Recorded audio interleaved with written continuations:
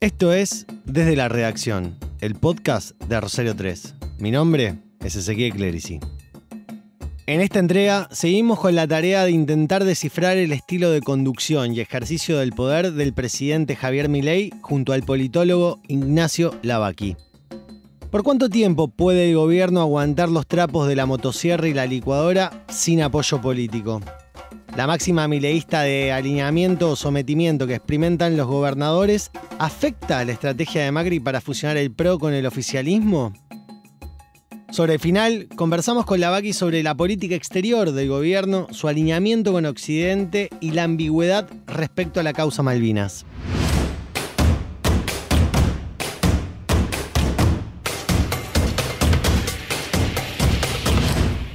Una pequeña aclaración para todos los que están escuchando esto el domingo a la mañana, es que lo estamos grabando junto a Ignacio el miércoles, pasado el mediodía, por lo tanto, no vamos a tener acceso a lo que va a ser la apertura de sesiones en el Congreso por parte del presidente Milei el viernes a las 21, es una cuestión de horario, no podíamos grabar tampoco más tarde, no le íbamos a pedir acá a nuestro invitado que tampoco se conecte tampoco esa hora.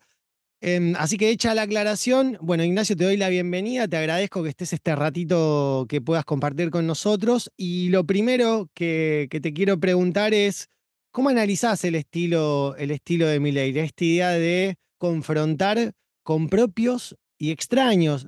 ¿De dónde crees que nace esta lógica que utiliza Milei para ejercer y hacer política? Me parece que es una lógica que se ajusta bastante a lo que en general se denomina populismo, ¿no?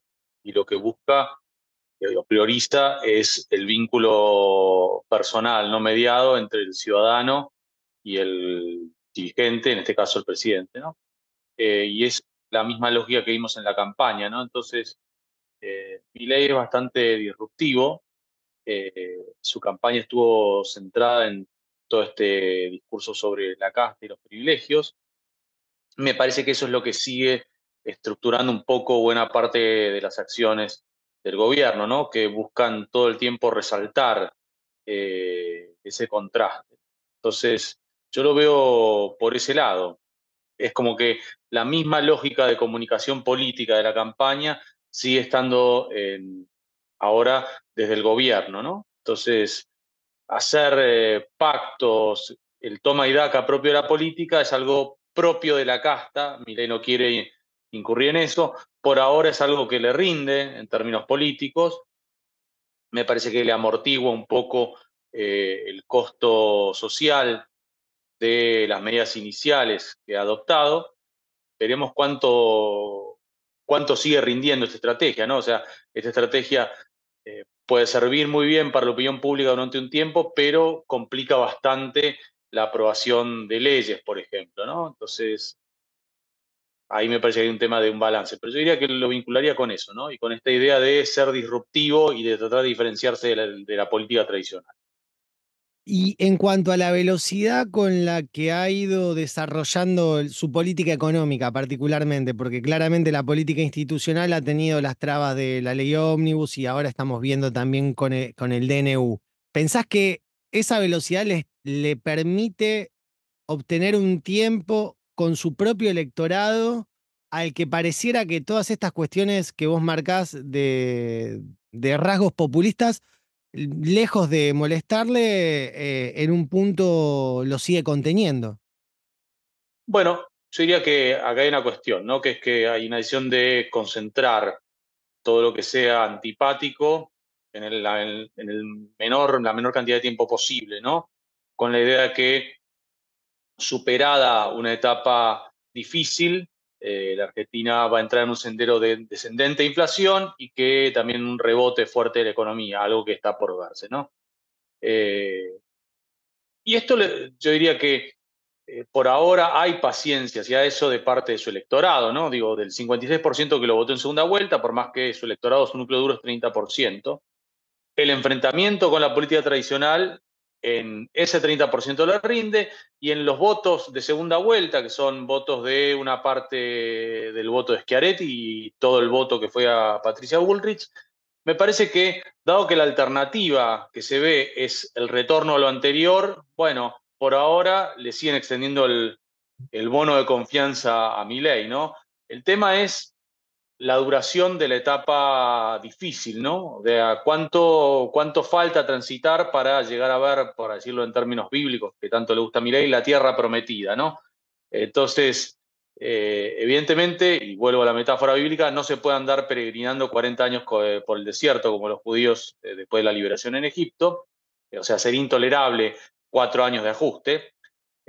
Habrá que ver si para mediados de año hay mayor claridad en cuanto al escenario económico. Si no la hay, probablemente haya muchos votantes de Milei de la segunda vuelta que empiecen a perder la fe y a mirar para otro lado.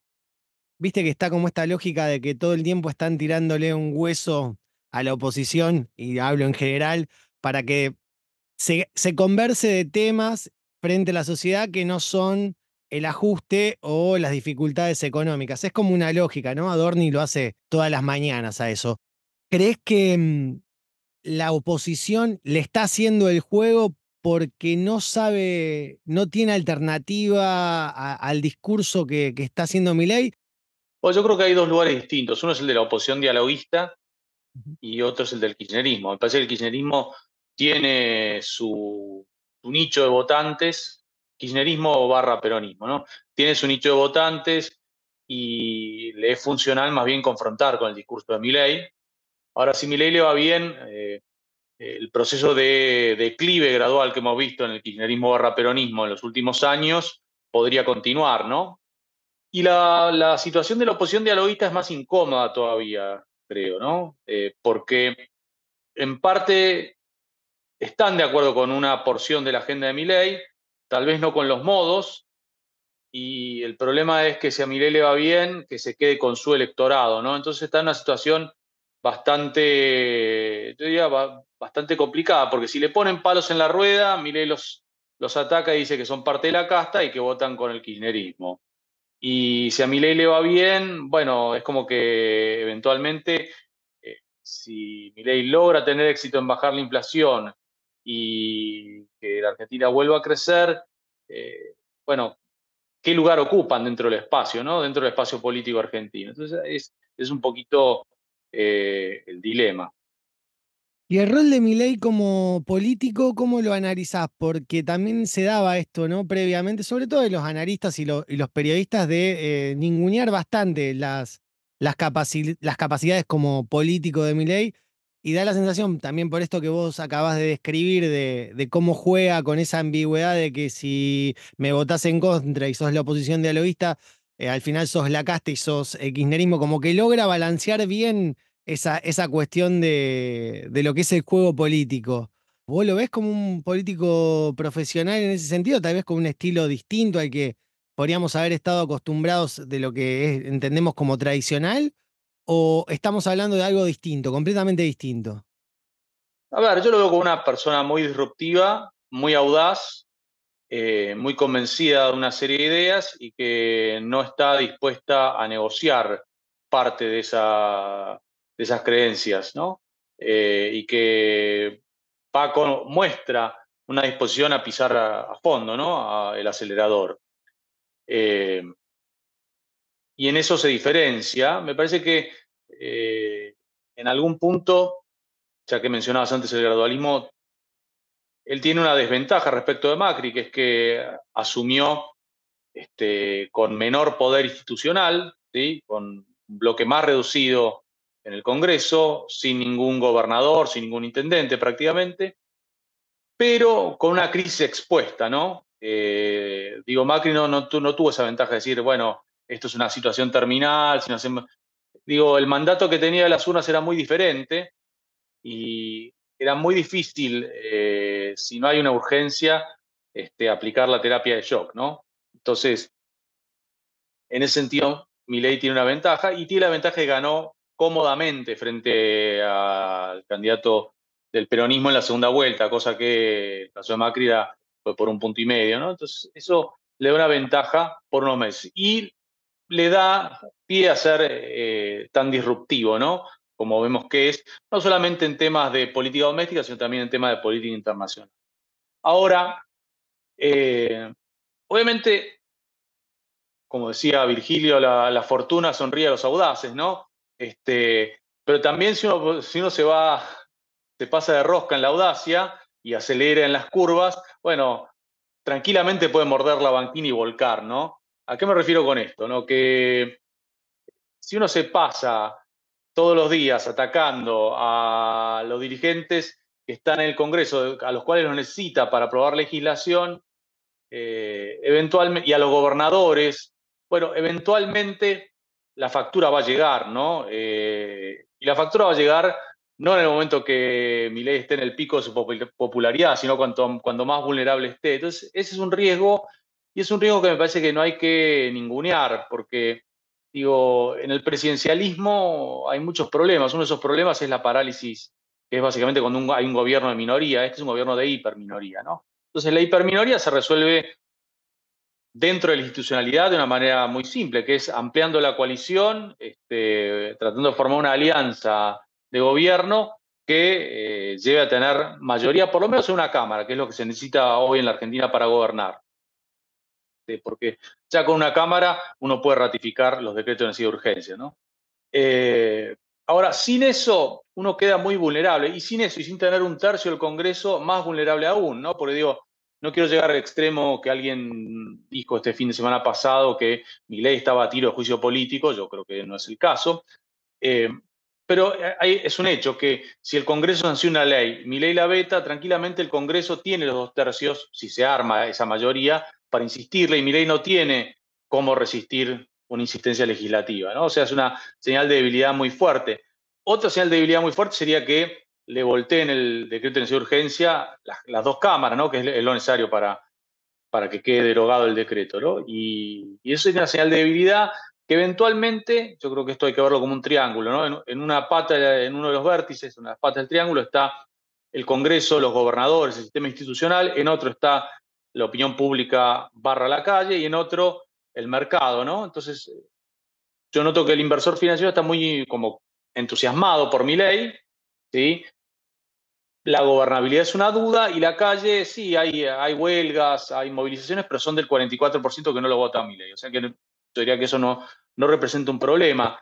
El tema es si alguno de estos vértices empieza a jugarle en contra al resto y ahí la cosa se complica, ¿no? Es decir, si vemos que la tolerancia social al ajuste es menor o que el Congreso decide ponerse más recalcitrante frente a un presidente que pretende actuar de manera imperial. ¿Sí? Entonces, ahí yo creo que la cosa se complica. Entonces, la audacia puede jugar en contra. O sea, uno no puede ser audaz todo el tiempo independientemente de si no cuenta con los medios para hacerlo, ¿no? Porque una cosa es, si uno tiene los medios para poder, digamos, eludir al Congreso o para convertir el Congreso en una escribanía, bueno, ahora si no lo tiene, se vuelve un juego muy riesgoso eventualmente y la experiencia comparada lo muestra.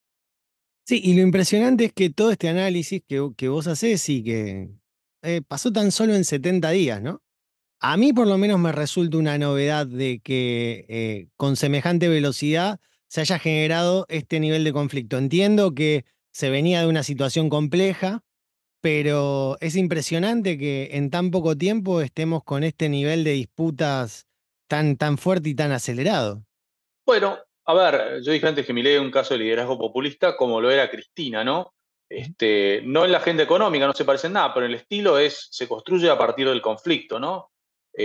Mostrando al que piensa distinto como alguien que está en contra de la ciudadanía. Es algo, digo, al teórico del populismo, Laclau, que tanto le gustaba a Cristina, bueno, le hubiera cerrado con moño lo que está haciendo Milei, por más que la agenda económica no la comparte, pero es básicamente lo que él describe como populismo, ¿no? Que es dividir el campo social en dos y de un lado están los ciudadanos, ¿sí? Insatisfechos, perjudicados por el sistema, y del otro lado está la política tradicional, ¿no? Las corporaciones, etcétera, etcétera. Entonces, me parece que en eso Milei es muy distinto de Cristina y construye de la misma manera, hace un uso activo de las redes sociales como Cristina.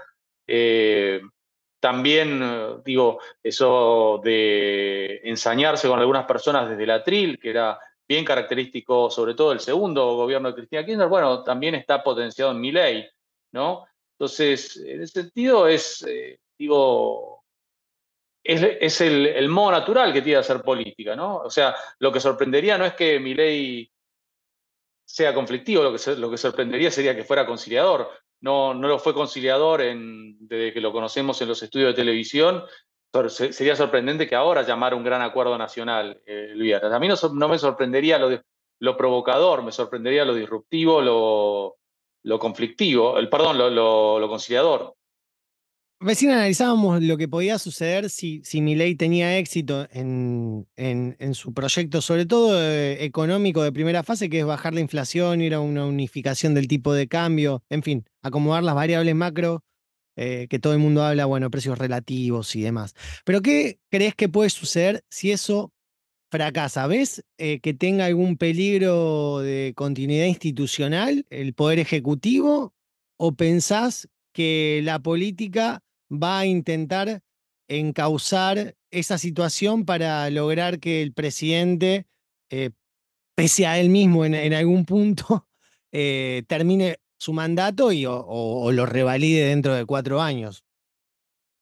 Bueno, a ver, vamos a los dos escenarios. Si a Milei le va bien, va a haber una reconfiguración del sistema de partidos. Eso está clarísimo, que me parece que está en marcha esa reconfiguración.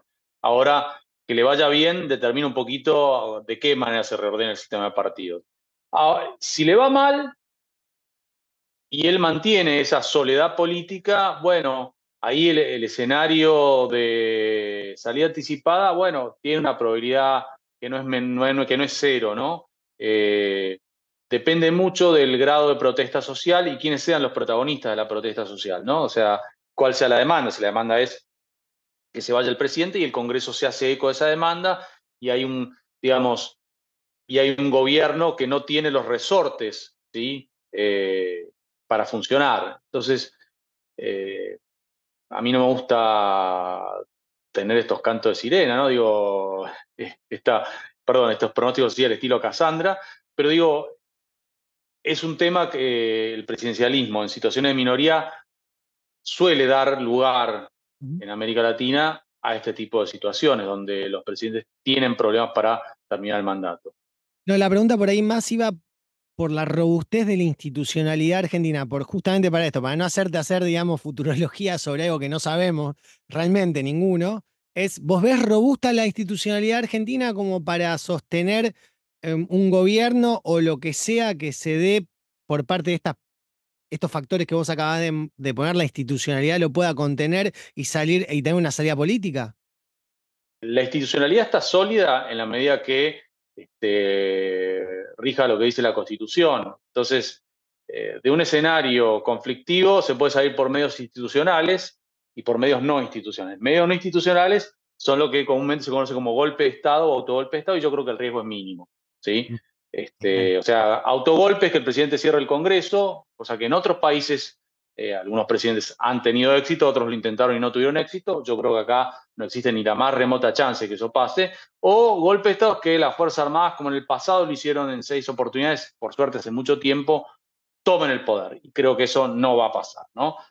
Ninguno de esos dos. Ahora, después, los otros escenarios, sin dejar de ser conflictivos, problemáticos, son, o sea, básicamente un juicio político o la renuncia del presidente, siguen estando dentro del marco de la institucionalidad. Si el presidente no, por los motivos que fuere, vamos a poner por razones de salud, y no sino cualquier otro presidente o presidenta, tiene un problema de salud y tiene que dar un paso al costado, bueno, asume el vicepresidente. No en todas las constituciones existe la figura del vicepresidente elegido por el voto popular, la nuestra sí. Y si no hubiera presidente y vicepresidente, bueno, existe la ley de cefalía, o sea que la institucionalidad prevé este tipo de situaciones.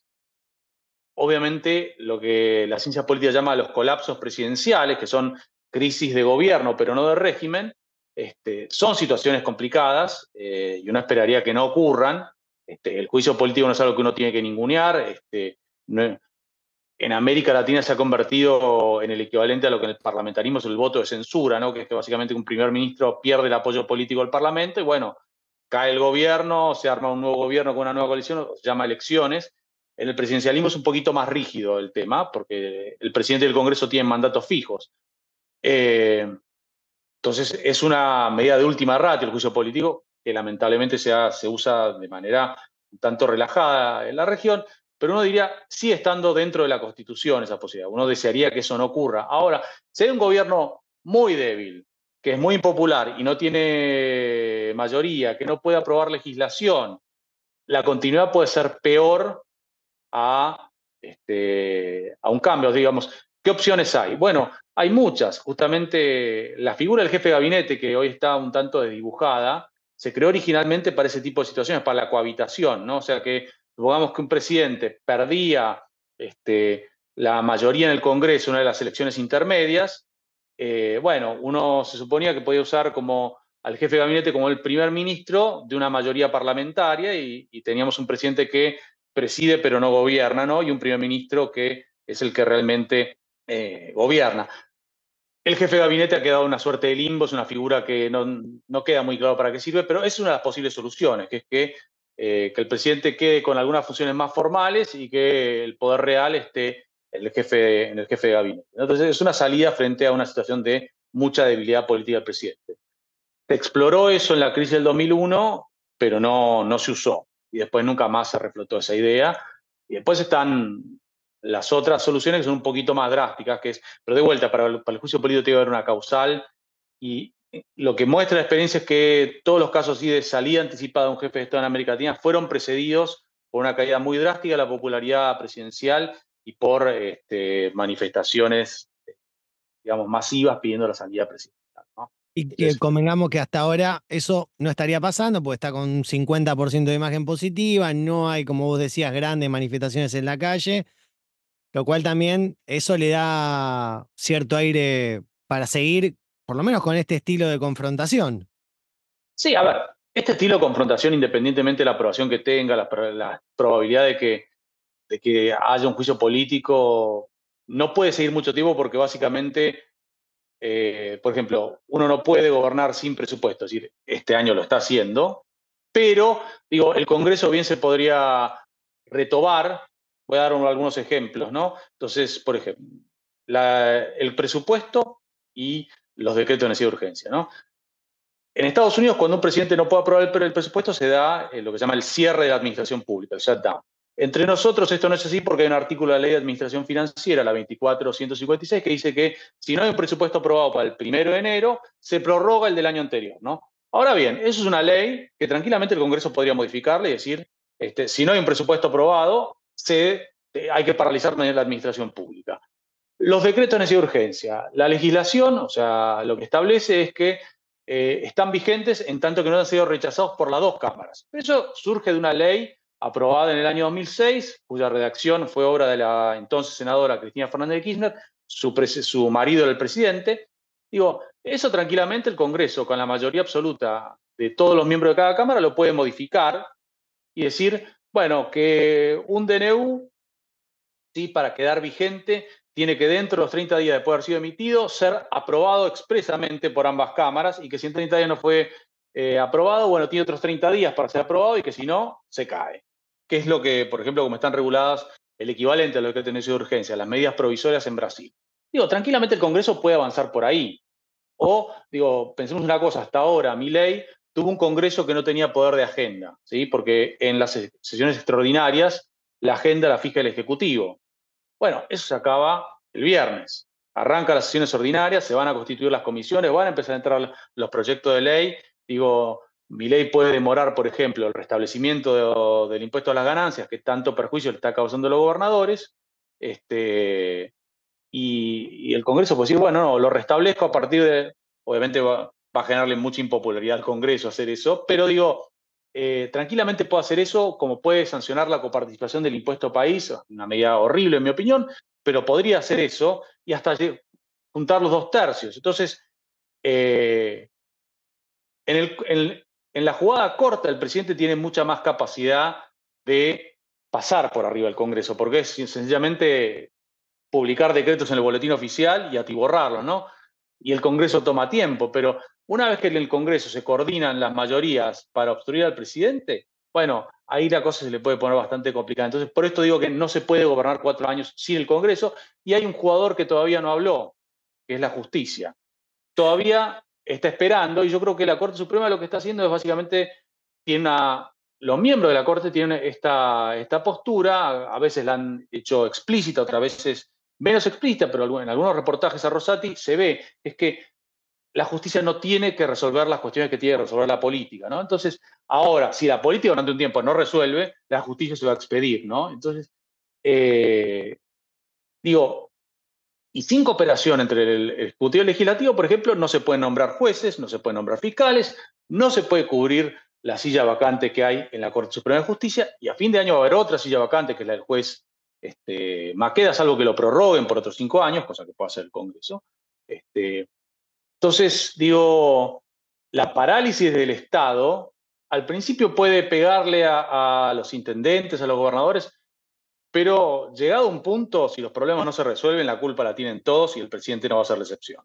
Pero está bueno esto que vos marcás acá, que me parece que es algo que se habla muy poco, que es cuando empieza a funcionar de forma natural las instituciones. En este caso, digamos, el Congreso a partir del 1 de marzo. Porque es como que te come este verano donde todo pasa rápido, es todo conflicto, pero a partir del 1 de marzo hay una cierta lógica que va a tender a cambiar por la propia dinámica que impone la realidad. Después de eso, lo que te quería preguntar ahí también era cómo, siendo una persona también que ha analizado bastante el fenómeno de Juntos por el Cambio y de Cambiemos previamente, ¿cómo estás notando el rol de Macri en este momento político? A ver, Macri apostó bastante fuerte por Milei porque veía como el peor escenario un triunfo de Massa, ¿no? Para él. No queda muy claro si es un ganador de este escenario porque Milei le copa la agenda y le va a ir copando el electorado y no le ha dado nada a cambio, o muy poco. Entonces, digo, me parece que en un punto lo de Macri no se escapa de la lógica de los expresidentes que tienden a llevar a mal puerto a sus partidos, ¿no? Pasó con Alfonsín, pasó con Cristina y tal vez esté pasando con Macri, ¿no? Que no contribuyó mucho al crecimiento ni de Juntos por el Cambio ni del PRO el año pasado. Digo, es verdad que el PRO tiene más gobernaciones, pero en términos de poder legislativo perdió y perdió una elección que estaba regalada, ¿no? Entonces, está como en un lugar, está bien, va a convertirse en el presidente del partido probablemente. No queda claro que vaya a ordenar el partido, porque hay sectores que no están muy convencidos de este acercamiento con Milei y de una fusión con la Libertad Avanza. Y en un punto es como que si le va mal a Milei, arrastra a buena parte del PRO y a Macri, y si le va bien, se lo come. ¿Qué opinión tenés de este círculo íntimo que rodea al presidente y de que tanto se habla, que sería Karina Milei, su hermana, Santiago Caputo y en menor medida Nicolás Pose terciando en ese grupo? ¿Lo ves como algo natural del estilo de Milei? ¿Lo comparás con otro tipo de democracias? ¿Lo ves en otros lados? Bueno, a ver, las mesas chicas siempre existen, ¿no? Y evidentemente uno cuando toma decisiones, bueno, necesita tener un grupo de confianza, ¿no? El problema de las mesas chicas me parece que es cuando son demasiado chicas y cuando no hay ningún tipo de diálogo con gente de fuera, y entonces cuanto más se achica el círculo de toma de decisiones, más propensión hay a que haya como una creencia, una percepción errada de la realidad y una propensión a adoptar, a cometer errores, ¿no? Eh, digo, ese diría yo que puede ser un problema, que es que no haya una mirada alternativa, ¿no? Entonces que se refuercen ciertas percepciones o creencias y que eso tienda a incidir sobre la toma de decisiones, ¿no? Y que no haya nadie que confronte con una mirada alternativa. Entonces, yo le veo ese riesgo, ¿no? A las mesas chicas, a los grupos muy íntimos, es decir, que no haya una voz alternativa que diga, bueno, está bien, es como ustedes dicen, pero están considerando esto.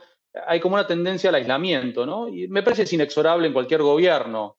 Eh, entonces, ese es el riesgo que yo le veo a esto. Me parece que no es algo que no hayamos visto en otros gobiernos, ni acá ni en otros lados. Siempre existe esto de los colaboradores íntimos, la mesa chica. Pero digo, en un gobierno donde donde no hay mayoría, no hay intendentes, donde, este, digamos, los bloques legislativos son bastante débiles y no hay ninguna figura de fuste, me parece que puede haber ciertos riesgos de creérsela justamente y de hoy los errores, si los hay, el costo es bajo porque es un gobierno que recién arranca. Pasados unos meses, los errores no forzados van a tener un precio más alto.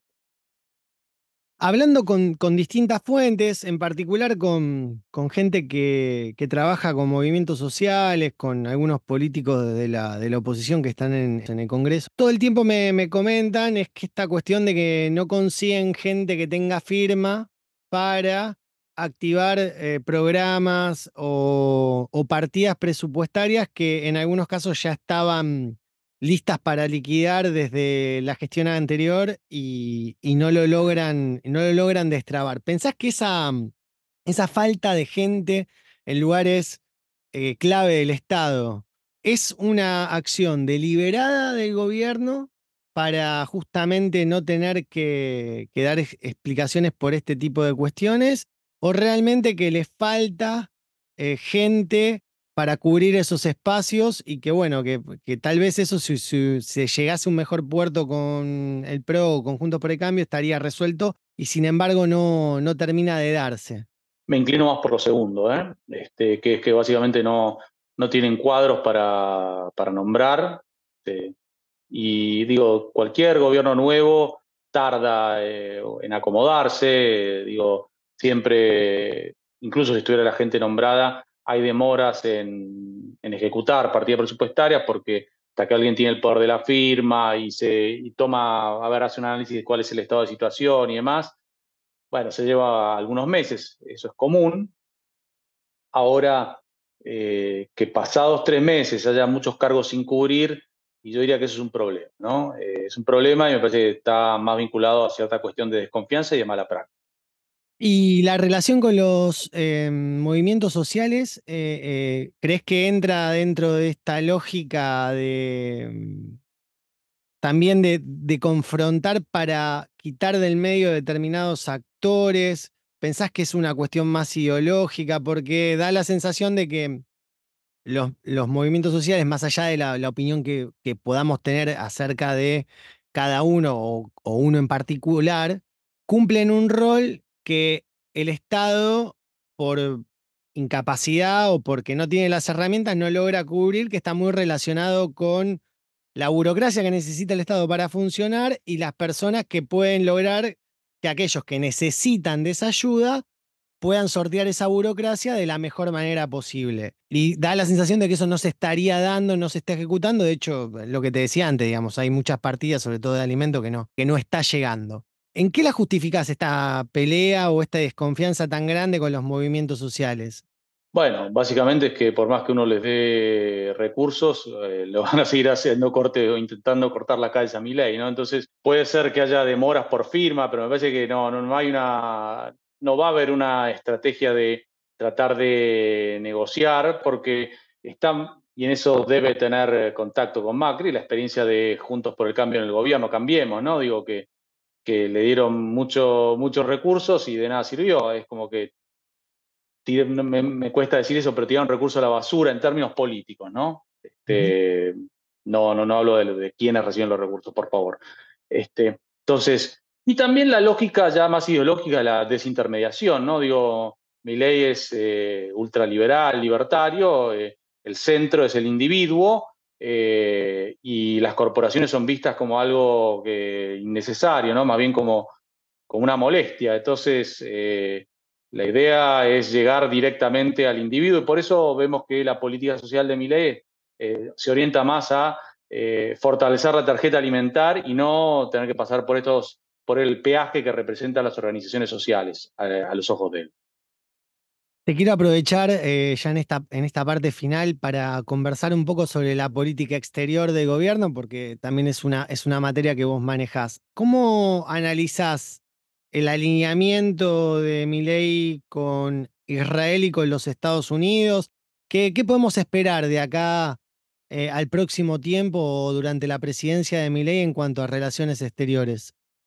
Bueno, es una política exterior bastante pro-occidente, ¿no? Yo creo que eh, el viaje a Israel, la presencia de Zelensky en la jura, la asunción presidencial son bastante sintomáticas. También el hecho de que, independientemente de la relación con Trump, hay buena relación con el gobierno de los Estados Unidos, ¿no? Digo, estuvo Anthony Blinken por acá, y hubo otras figuras del gobierno de los Estados Unidos yendo a la Argentina. Me parece que pasa por ahí, ¿no? Reafirmar la pertenencia a Occidente, digo, se nota muy claro con la decisión de retirar a Argentina de los BRICS, ¿no? Después, en otros planos, la cuestión es más pragmática, ¿no? En el plano comercial, digo, me parece que no hay una decisión de no venderle a ciertos países, nada por el estilo, pero sí hay una reafirmación de pertenencia a Occidente, de alineamiento con Estados Unidos, independientemente de si gobiernan los demócratas o los republicanos, ¿no?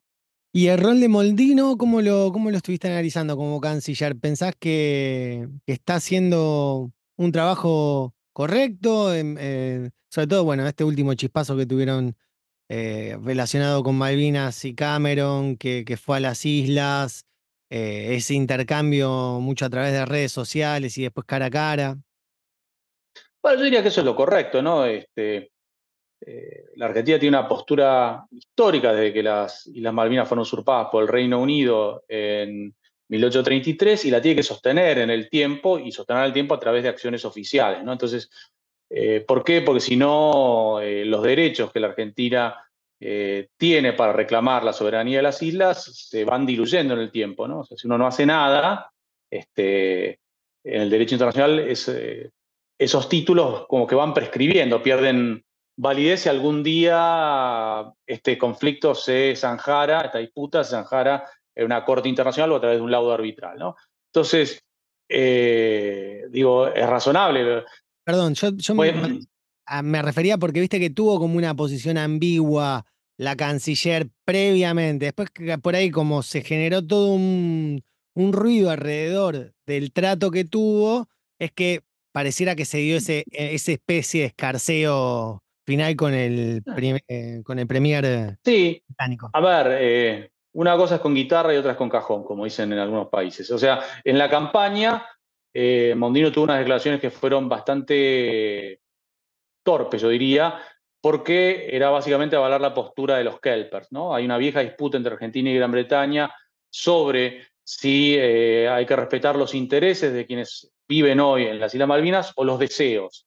El Reino Unido sostiene que hay que respetar los deseos y obviamente los kelpers, que son descendientes de británicos, no tienen ningún deseo de ser ciudadanos argentinos, prefieren seguir siendo ciudadanos británicos o eventualmente independientes, pero me parece ciudadanos británicos. Y la Argentina lo que dice es respetar los intereses, que es algo que está receptado incluso en una cláusula transitoria de la Constitución, ¿no?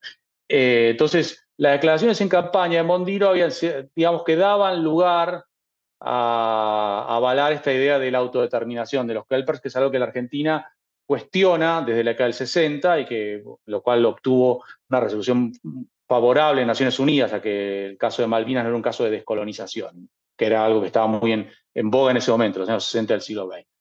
Entonces, lo que me parece que hubo es un aprendizaje político. En campaña, esa declaración le sale gratis a la Argentina, ya como canciller no es gratis. O sea, un funcionario, es como que si yo dijera que aparece mañana un mapa del Instituto Geográfico donde dice Falklands, bueno, eso es un problema, y un problema serio para la causa argentina, ¿no? Entonces, lo mismo si sale un funcionario oficial a relativizar el reclamo territorial de la Argentina. Bueno, problema. Entonces, me parece que ha habido algo de aprendizaje y muestra una cara un poquito más pragmática, Mondino, que la del presidente, que es bastante más ideológica. Ignacio Lavaki, muchas gracias. No, muchas gracias a vos. Producción y realización, Ezequiel Clerici. Desde la redacción, es una creación de Rosario 3, Grupo Televisión Litoral. Gracias por tu atención.